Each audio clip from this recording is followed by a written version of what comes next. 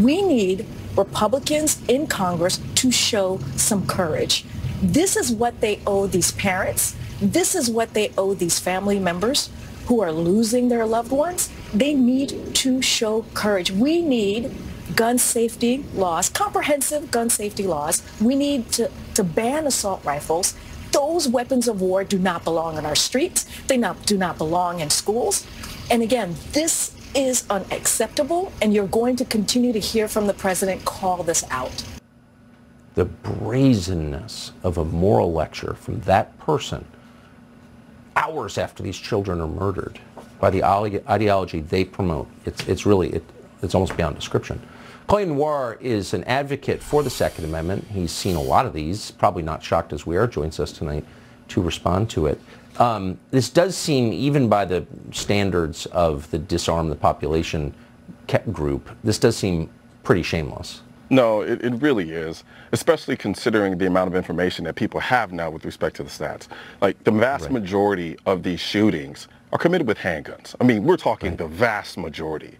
So for them to follow it up immediately after and talk about what is used a fraction of the time in these shootings, it kind of speaks very loudly to how disingenuous they are about actually looking for a solution. They're trying to get a goal, and the goal essentially is to get gun control. That's really all they care about. So it's almost as if they wait for these types of tragedies to happen so that they can leverage it to get their goal. Because if we were talking solutions, we wouldn't be talking about a gun that's used a fraction of the time in these types of shootings. We'd be talking about, okay, how do we take what are soft targets and make them hard? We're like, that's not even mentioned. And then when it's brought up, they say things like, well, we don't want our schools to look like prisons. Why are we talking aesthetics when we're talking about the safety of our children? Can I ask a question? Like, what if you really cared about the murder of innocents? And I think most people, I do, people who disagree with me and everything, I think people do care. But if you were rational about it, you would want to know all the factors that led to it, and you'd want a tox screen from the blood of the killer. Like, a lot of these people seem like they're on an awful lot of pharmaceuticals. What are those pharmaceuticals? Why can't we know that? And if they describe their motive in writing in a manifesto, why can't we see that? I don't understand. I mean, we're being lied to while the children haven't even been buried yet. I don't know why no one else is offended by that. You know, that's interesting you said that, Tucker. I actually was talking with a good friend of mine, and he stated the same thing. He was like, all of these things have been released to us rather quickly. We have the video of the cops actually taking down the suspect. We have all of this information except for the information that really matters most to get to the deeper issue involved here. Because you got to think about the type of mentality and mindset of somebody who can look at a child, point a gun at them, and pull the trigger. That's dark. Or possibly there's something else going on here, but we don't know. We can't get any insight because, as you pointed out succinctly, we don't have that information, and they don't want to give it to us.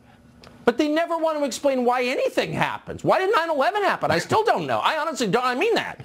They hate our freedoms. Okay, but what's the... Really? Was there more to it than that? Why did Russia invade Ukraine? It seemed like kind of counterintuitive. Why'd they do that? Why did these mass shootings happen? Well, I mean, maybe there's a reason, but why aren't we talking about it? Seriously. Well, because I think you maintain more control if you can control the narrative. And you can't control the narrative when you have the truth, because the truth will supersede the narrative if the narrative doesn't line up with the truth.